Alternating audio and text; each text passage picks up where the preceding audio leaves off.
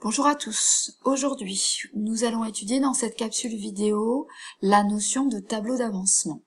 Donc, je rappelle que le tableau d'avancement sert à suivre la quantité de matière, des réactifs et des produits au cours d'une réaction.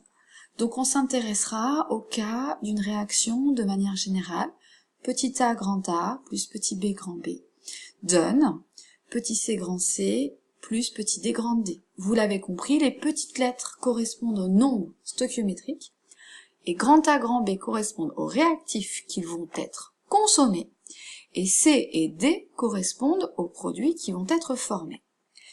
La première chose à savoir faire, c'est élaborer un tableau d'avancement. Pour expliquer, je vais reprendre la première activité sur le suivi de la préparation de sandwich. Donc dans un tableau d'avancement, vous devez retrouver toujours l'équation de la réaction. Donc là, pour la préparation de sandwich, l'équation s'écrit sous la forme une tranche de jambon plus 2 tranches de pain vont donner un sandwich P2J qui signifie qu'un sandwich est constitué de 2 tranches de pain et d'une tranche de jambon. C'est un suivi de réaction. Ça veut dire que sous chaque espèce, donc sous chaque composant, vous allez mettre une colonne qui va vous permettre de suivre leur quantité au cours de leur préparation, donc au cours de la réaction chimique. Donc on va suivre la quantité de jambon, de pain, de sandwich à l'état initial, à l'état intermédiaire et à l'état final. D'accord? Et pour suivre du coup ces quantités de matière, je vais intégrer une grandeur qui va être l'avancement, qui va être notée X. Alors X représente quoi? X représente une quantité de matière. Et quelle quantité de matière? La quantité de matière du réactif consommé. D'accord? À la condition que le réactif soit en nombre stoichiométrique égal à 1. De la même manière, l'avancement peut être représenté par la quantité de matière de produit qui est en train de se former à la condition que son nombre stoichiométrique soit égal à 1. Concrètement, ici, je prends X là, et si je lis correctement mon tableau, je me rends compte que X représente bien la quantité de matière de sandwich produit. Pourquoi je peux suivre ce X pour le sandwich? Parce que son nombre stoichiométrique est égal à 1. D'accord? X ici aussi peut représenter la quantité de matière de jambon qui est en train d'être consommée, parce que son nombre stoichiométrique est égal à 1. Alors, nombre stoichiométrique signifie que ce sont les proportions de disparition des réactifs et de formation des produits. Donc là, si je traduis la réaction avec ces nombres, j'ai un jambon qui est consommé avec 2 tranches de pain pour former, un sandwich. Ça veut dire que si je suis la quantité de jambon, la quantité de pain et la quantité de sandwich au cours de la réaction, je me rends compte qu'au cours de la préparation de la réaction, j'avais 12 tranches de jambon au départ et que je perds X quantité de jambon. Donc il me reste 12 moins X jambon. Ici, j'avais 16 pains au départ et à chaque fois que je prépare mon sandwich, j'utilise 2 pains. Ça veut dire que je vais avoir au final 16 tranches de pain moins ce qui est utilisé, 2 fois X quantité de pain. J'ai 2 fois plus de pain qui disparaissent par rapport au jambon. J'ai X, du coup, sandwich qui est formé. Pour ceux qui ont beaucoup de mal avec cette définition, on peut beaucoup plus simplifier le problème en se disant que X est proportionnel au nombre de fois que je fais la réaction. Donc, si je fais une fois la réaction, j'utilise un jambon pour 2 pains. Si je réalise X fois la préparation, la réaction, je vais utiliser X jambon et 2 fois plus de pain, donc 2X. J'ai les quantités restantes sur mon tableau, donc ça me fait bien 12, donc initial, moins X, et 16, Donc initial moins 2x. Ok? Alors, l'état final veut dire quoi? L'état final veut dire que ça y est, la préparation est finie. Et on va s'intéresser au cas où l'avancement a atteint son avancement maximum. Ça veut dire que je vais remplacer x dans ces expressions par x max. Ça veut dire quoi x max? Ça veut dire que la réaction est finie si l'un de mes ingrédients a été totalement consommé. Maintenant, généralisons le tableau d'avancement à une équation chimique que j'ai présentée à l'introduction de la capsule vidéo.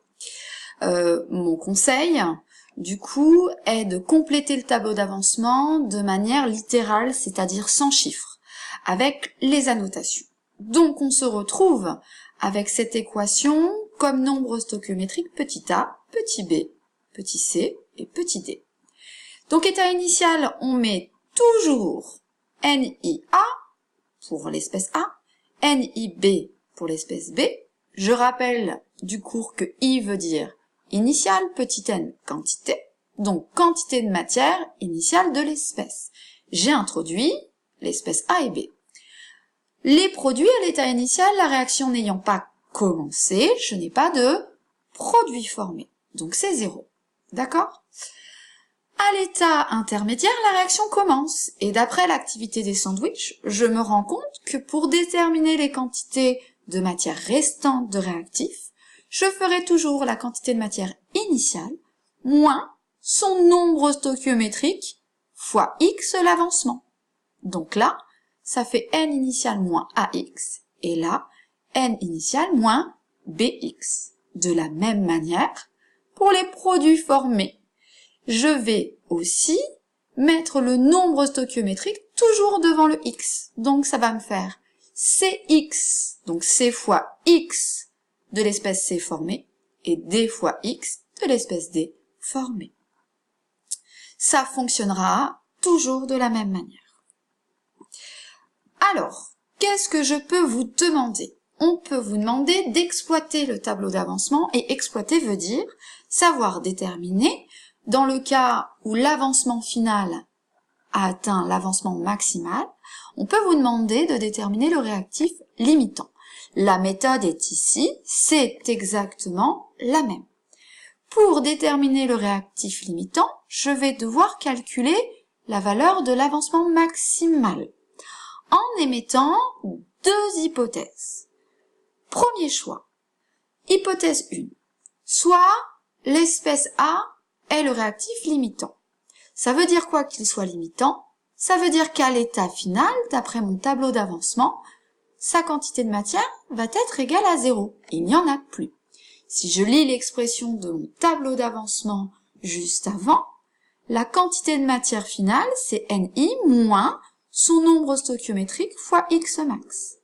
Eh bien, cette expression va être égale à 0. Et après, c'est plus de la physique. C'est des maths. J'isole x max et je me rends compte que ça fait sa quantité de matière initiale divisée toujours par son nombre stoichiométrique.